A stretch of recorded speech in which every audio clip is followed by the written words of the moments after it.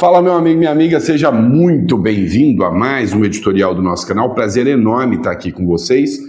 Pessoal, final de semana eu vou ir gravando assim para você. Vai ser bate-papo, vai ser mais informal, vai ser uma conversa que a gente vai tendo aqui, tá? Então a gente vai falar de muita coisa que tá rolando, muita coisa que tá circulando. Sou o Joe, meu celular e um tablet aqui para poder conversar com vocês, e tem uma aquisição nova, deu para vocês perceberem que tem um microfone novo aqui, tá? Aqui, tá? E aí vocês vão me dizer se o áudio desse vídeo vai ficar legal ou não, tá? Eu espero que fique a contento, eu tô fazendo o possível para deixar o conteúdo mais relevante para vocês, beleza? Vamos começar? Então hoje é domingão, eu acordei cedo, eu gosto de viajar final de semana, então entre uma viagem e outra, eu venho aqui trazendo conteúdos para vocês. Hoje eu tô aqui em casa, tá? Muita gente pede para mim mostrar às vezes um pouquinho da minha casa. Aqui é a cozinha, tá? Tranquilo aqui, é a minha casinha, tá bom? Então muita gente pede. Hoje eu tô aqui em casa, preparado para sair, né? Vou visitar a sogra hoje, tá bom? Então, só para bater um papo aqui com vocês. Mas vamos lá, pessoal. É o seguinte. Vamos começar o seguinte. O Maduro, ele tá caçando briga, né, com o Donald Trump. Isso não é novidade para ninguém. Ele é um cara, absurdamente maluco, mas ele já mostra sinais de fraqueza. Ele viu que o Trump não tá de brincadeira. Teve um encontro dos países amazônicos, e ali ninguém fez nenhuma nota e nenhuma declaração de apoio. Fez uma crítica leve ou outra contra o Donald Trump, mas notas ferrenhas, né, a favor do Maduro, nada disso, né? E o Maduro esperava que isso acontecesse, que isso fosse uma realidade que não aconteceu. Então, no final das contas, o Maduro já começa a ceder. O governo dos Estados Unidos provocou um clima de tensão nessa semana por sua movimentação militar.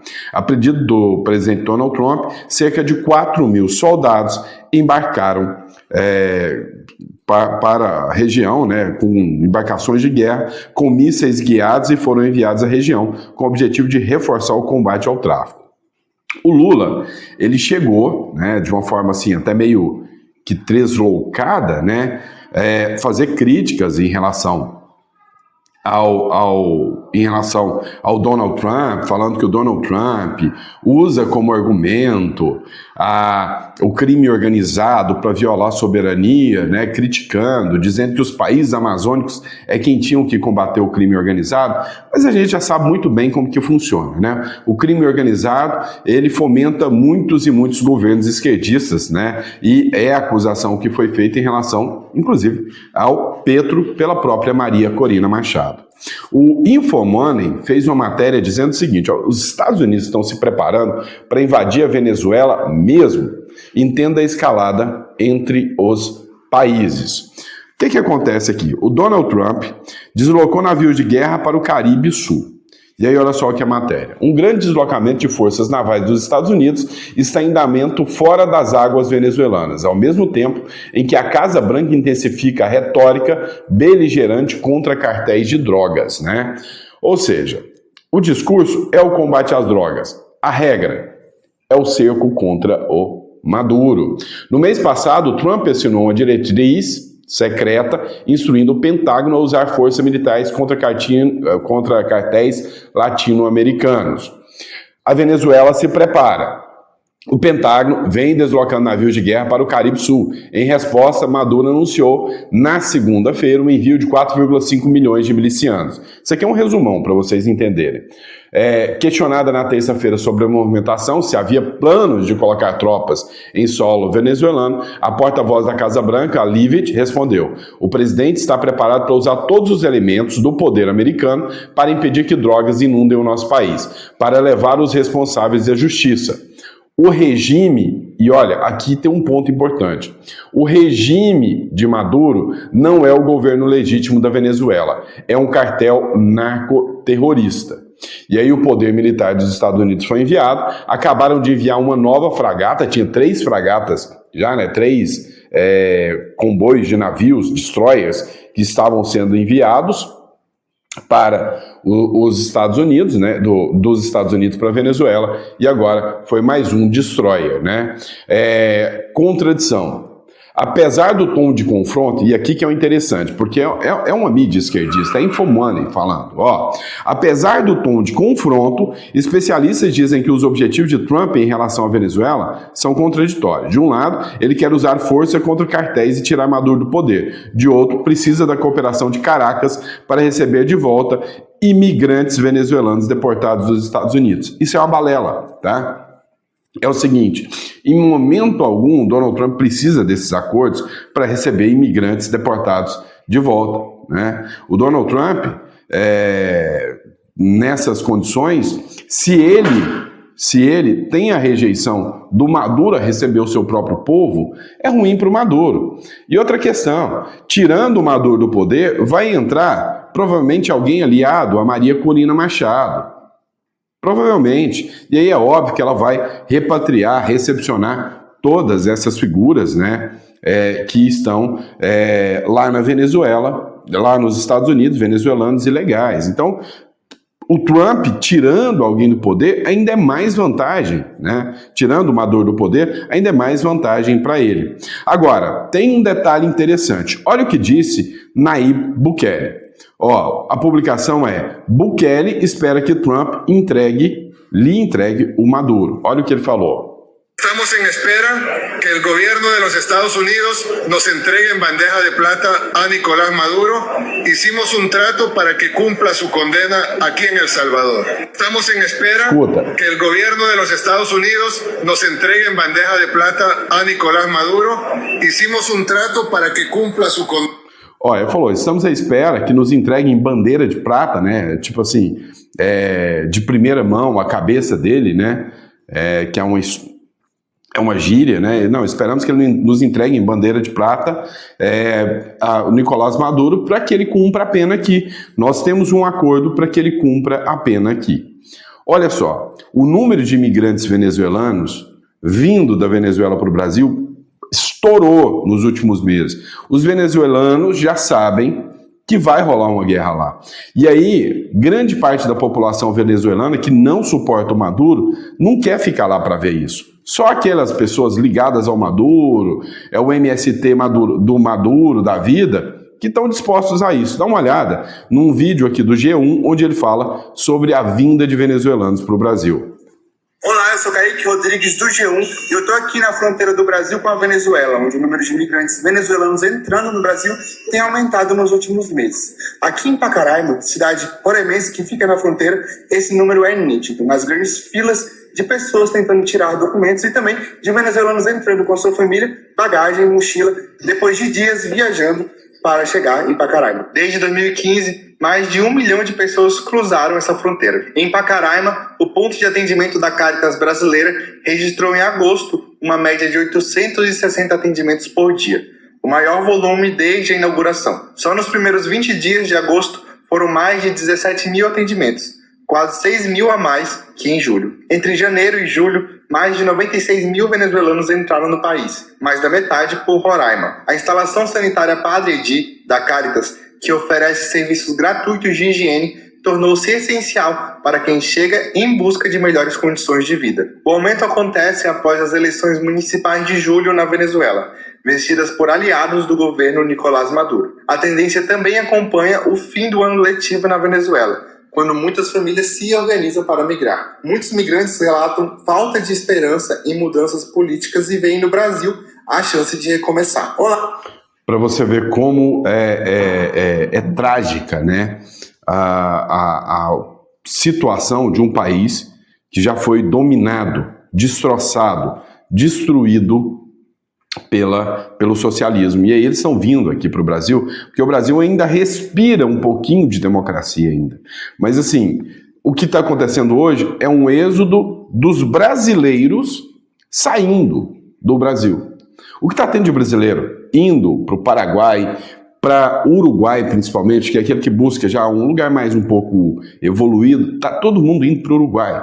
Todo dia eu estou atendendo centenas de pessoas que, sabe, estão desesperados com o que possa acontecer aqui com o Brasil. Mas olha só, vamos ver um pouquinho mais o que está acontecendo, né? Ó, o Américo Brasil avalia que Trump mandou esses navios de guerra para a América Latina para intimidar toda a América Latina e não só para intimidar o Maduro. Eu já disse para vocês uma coisa, o Trump, se ele varrer esse câncer, né, socialista da América do Sul, sabe, o Trump vai se consolidar como um dos maiores líderes de todos os tempos. E o Trump, eu já entendi qual é a dele, o Trump quer entrar para a história. O Trump quer entrar para a história como alguém que vai limpar, arrasar, literalmente, né, o mundo dessa mentalidade woke esquerdista. Olha só o que sobra lá na Venezuela. Ó, mulheres e idosos venezuelanos, olha a cena, fazem filas para integrar a milícia do Maduro. Um senhorzinho com a bengala na mão, né? Um senhorzinho com a bengala na mão, né? Com o saudosismo, né? Da loucura socialista ainda, olha lá. Isso aqui é o exército do Maduro, tá? Imagens registradas nesse sábado mostram longas filas de homens e mulheres em diferentes cidades da Venezuela para alistamento na milícia bolivariana após convocação do presidente Nicolás Maduro. A mobilização ocorre em meio à escalada de tensão de tropas com os Estados Unidos.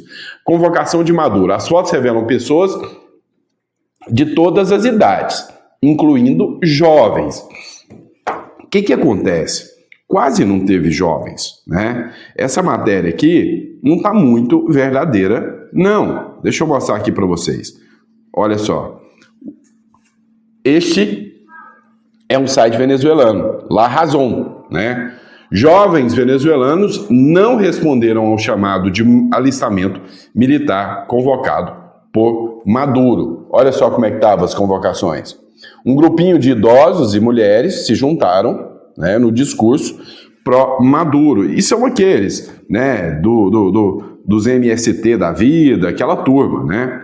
Olha só, foi enviada a 4ª frota para os a Venezuela dos Estados Unidos. Dá uma olhada aqui. Entonces, de lo que está desplegado hoy en aguas del Caribe de parte de Estados Unidos. Tenemos acá entonces estas 4.000 tropas con este submarino nuclear, por supuesto, los aviones de vigilancia y estos buques. Y a esto se le suma un nuevo escuadrón anfibio. ¿Por qué eso es importante? Porque no solamente, como su palabra lo dice, ¿cierto? Son anfibios. Dentro de estos barcos van miles y miles de soldados que podrían descender de los buques eventualmente a territorio venezolano, ¿cierto? Se les pregunta al gobierno estadounidense con respecto a esta información y ellos mencionan que, han guardado completo silencio, pero la prensa que ha tenido más acceso a esto dice que no se ha especificado cuál es la misión en específico que tiene este nuevo escuadrón que se envió, que para hacer... Olha só, chegou um novo esquadrão na Venezuela, um esquadrão que chega com um navio destroyer novo, é o 4º, com propulsores de mísseis, com anfíbios que podem adentrar em território da Venezuela. E aí o governo do Donald Trump foi perguntado, né, o porquê que ele mandou aquela escalada tão grande de pessoas, e aí o Trump falou, não, a gente vai só combater as drogas, né? Como eu disse, a análise é que o Donald Trump está fazendo isso literalmente para intimidar toda a América Latina, que é altamente esquerdista, né? Ó, blog do Pedro Venceslau, tá dando muito reflexo aqui, mas dá para vocês verem. Blog do Pedro Venceslau. Análise: a Venezuela pode resgatar Lula nas eleições de 2020, desgastar Lula nas eleições de 2026. O cerco dos Estados Unidos à Venezuela em meio à ofensiva de Donald Trump, em várias fontes contra o Brasil, colocou o PT e o Palácio do Planalto diante de um dilema. Segundo o analista de política Pedro Venceslau, enquanto a esquerda espera um posicionamento contundente em defesa da soberania nacional do país vizinho, a direita quer reunir material para interditar uma eventual ofensiva do presidente Lula sobre o eleitorado do centro, moderado e conservador. Ou seja, o Lula entrou numa sinuca de bico aqui, porque ele precisa gritar, né? Gritar alto para o público esquerdista, entendeu? Para o público esquerdista, Mas para ele gritar alto para o público esquerdista, ele tem que falar que ele está com o Maduro, que ele é alinhado ao Maduro, que ele pensa como o Maduro, o que é um grande problema. Em compensação, se ele falar isso, o centro, as pessoas mais moderadas, todas vão se afastar do Lula, aquele centro-esquerda vai se afastar do Lula, a direita e o centro-direita ganha força. Então, essa é a aposta. E aí vem mais uma matéria da Folha de São Paulo para vocês, né? Diz o seguinte: o PT diz que o Trump pretende derrotar o Lula em 2026 e que o governo americano usará redes sociais e inteligência artificial como ofensiva.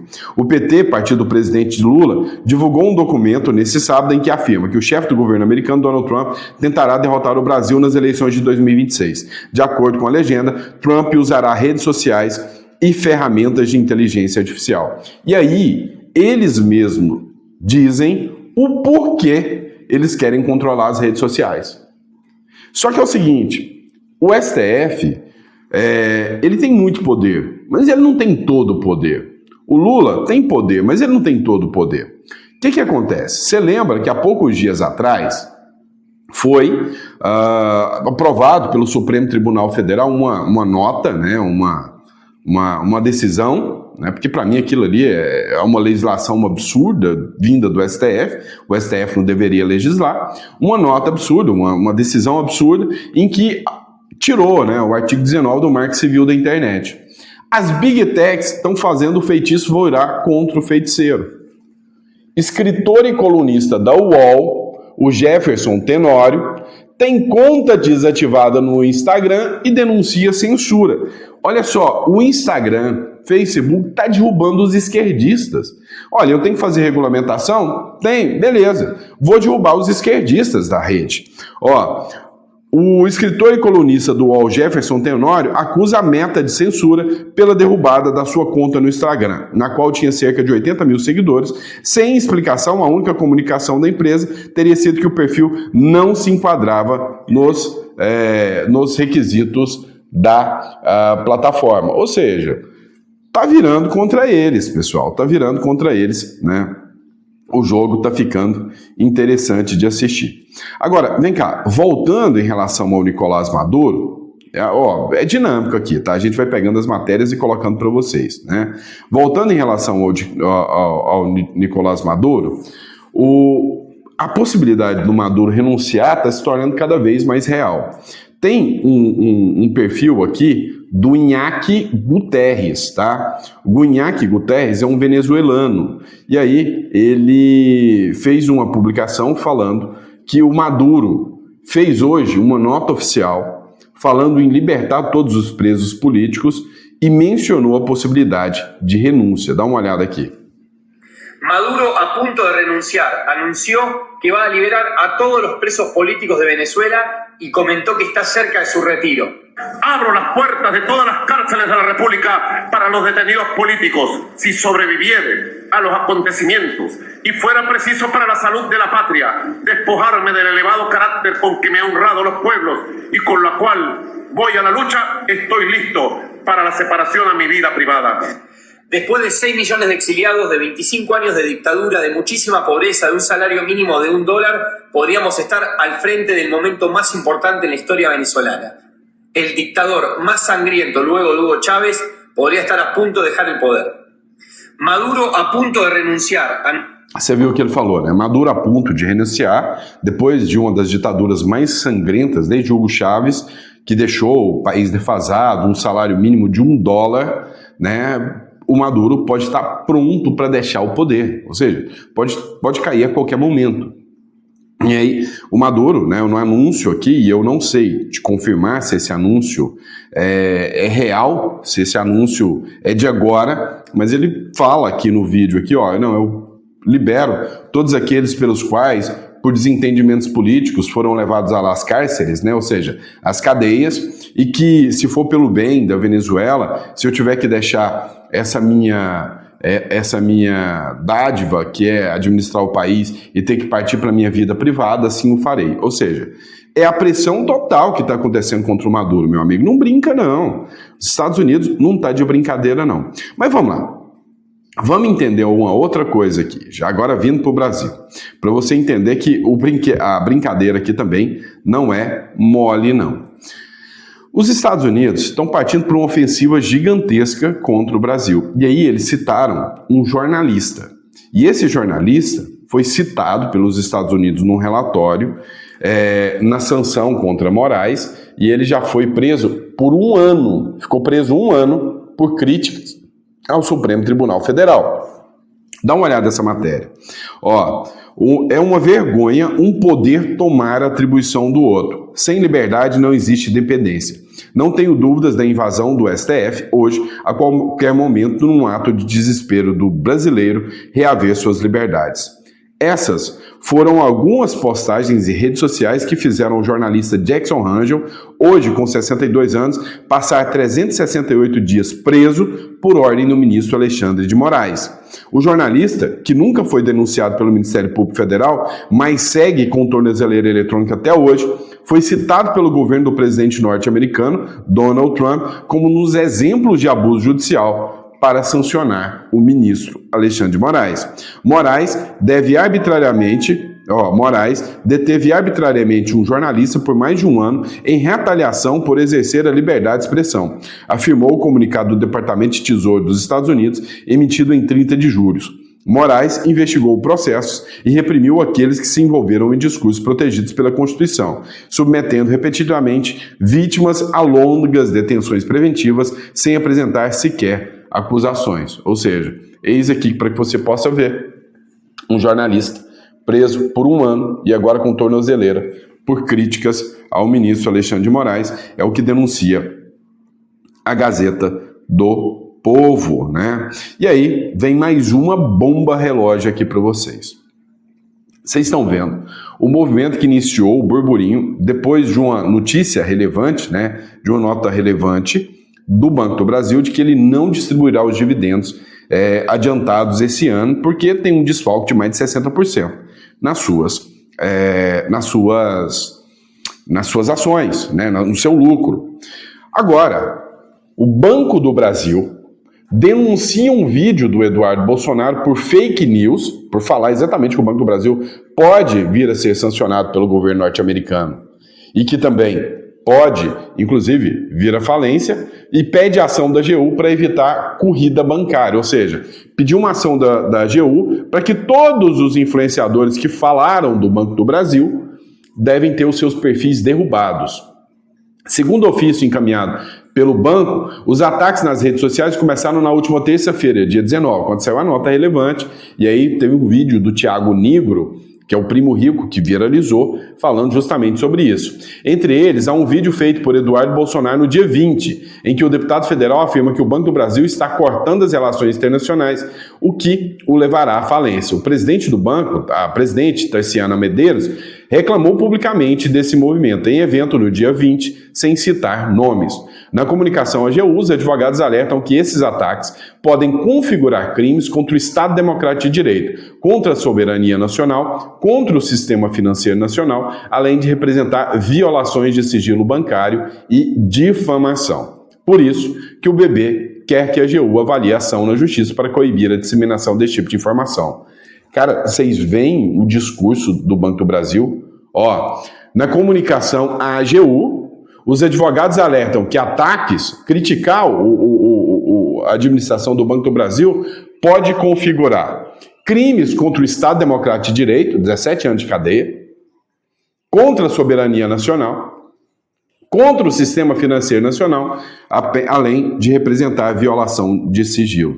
É uma insanidade sem tamanho, gente, isso aqui. Quero pegar um vídeo aqui de uma crítica, acho que é Tassiana, que a menina chama aqui, uma jornalista, aqui, Júlia Lucy, desculpa. A Júlia Lucy, ela fez o seguinte vídeo sobre esse caso do Banco do Brasil. Dá uma olhada.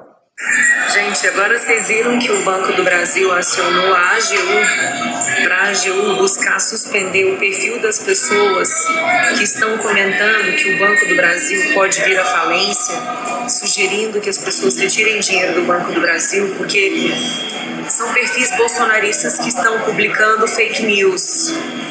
Olha como é que é bizarro. As pessoas têm o direito de conjecturar, as pessoas têm o direito de compartilharem as suas opiniões. Eu realmente não acho seguro deixar o dinheiro no Banco do Brasil. Se o Banco do Brasil desrespeitar a Lei Magnitsky, ele será punido. A punição já levou alguns bancos a falirem. Isso é um dado histórico. Agora as pessoas não podem falar sobre isso, não podem compartilhar, porque a AGU vai correr atrás dessas pessoas? Cara, que ditadura desgraçada é essa do Brasil? Para salvar uma pessoa, eles estão querendo quebrar o país e a gente não pode. Então, assim, a gente não pode falar. Se você fala sua opinião, uma opinião que desagrada ao governo, os interesses do regime, você é bolsonarista. A sua opinião é fake news, você é um inimigo da pátria e você tem que ser censurado. Cara, que bizarrice. Se o Banco do Brasil quer se opor a esses comentários, então tome as atitudes corretas, dê transparência, dê satisfação aos seus correntistas, às pessoas, aos seus acionistas. O Banco do Brasil já perdeu 60% do valor das suas ações. Agora também não pode falar sobre isso? Será que as pessoas não estão percebendo o que está acontecendo? Porque é muito fácil considerar uma opinião como fake news. Quem é que vai dizer o que é fake news? É o governo? Por quê? Porque o governo não quer que fale sobre certas coisas? Isso não tem a ver com ser direita ou ser esquerda, isso tem a ver com ter cérebro, raciocinar e se opor ao regime, a essa ditadura desgraçada. Você vê a revolta aqui, né? Mas realmente, assim, a situação é esdrúxula, né? Chega a ser absurdo. Mas aos poucos, né, o pessoal tá se expondo mais, inclusive, né, na mídia. Dá uma olhada aqui, ó. Foi uma publicação do Gil Diniz, deputado estadual, STF exposto na Band ao vivo. Especialista em direito constitucional detona o STF em entrevista na Band News. Olha isso aqui. Qual é o peso também dessa decisão que a gente vive neste momento, né? Uma decisão inédita, eu não lembro de nenhum precedente envolvendo aí esse embate tão forte, né, do Judiciário, do Supremo Tribunal Federal, com um cenário político, que é esse vivido pelo ex-presidente Jair Bolsonaro. Thalita, a situação não é, né, das melhores. Veja, nós temos aí a mais alta instância do Poder Judiciário, que há muito tempo vem se posicionando do ponto de vista político, tanto com relação ao conjunto dos ministros que compõem o tribunal, quanto individualmente. Então nós temos aí, cotidianamente, entrevistas de ministros do STF se posicionando antecipadamente quanto aos seus futuros votos no âmbito desses processos. Essa é uma atitude extremamente grave, está promovendo uma descredibilidade muito séria com relação ao Supremo Tribunal Federal, uma insegurança jurídica jamais constatada na história do Brasil. E o pior, todas essas condutas, especialmente do ministro Alexandre de Moraes, estão extrapolando o território brasileiro, quer dizer, elas estão sendo propagadas lá fora, a razão pela qual o próprio ministro acaba de ser objeto de sanção. E ela foi presa depois da entrevista. Mentira, gente, é brincadeira, tá? Ela não foi presa não, mas se você acreditou que ela poderia ser presa, é que você já tá com um sinalzinho em alerta de que qualquer um que faz críticas justas, utilizando com base a Constituição e o direito a uma corte, pode parar na cadeia, não é? Ela tá bem, viu, tá, gente? Foi uma piada, mas uma piada sarcástica para mostrar para vocês. Se vocês acreditaram quando eu falei, é porque realmente há um sinal de alerta sobre o que existe no Brasil hoje, sobre o que acontece no Brasil hoje, tá? É isso. Então é isso, pessoal. Muito obrigado pela credibilidade e a confiança de vocês. Dia de domingo, sábado, é mais leve. Eu vou pegar o tablet, nós vamos fazer um bate-papo, sem estúdio, nem nada nesse sentido. Mas sempre vou tentar trazer um ou outro conteúdo aqui para vocês, combinado? Muito obrigado pela confiança, pela credibilidade. É sempre um prazer enorme estar aqui com vocês. Fala para mim como é que ficou o áudio do vídeo aí, tá certo? Grande abraço.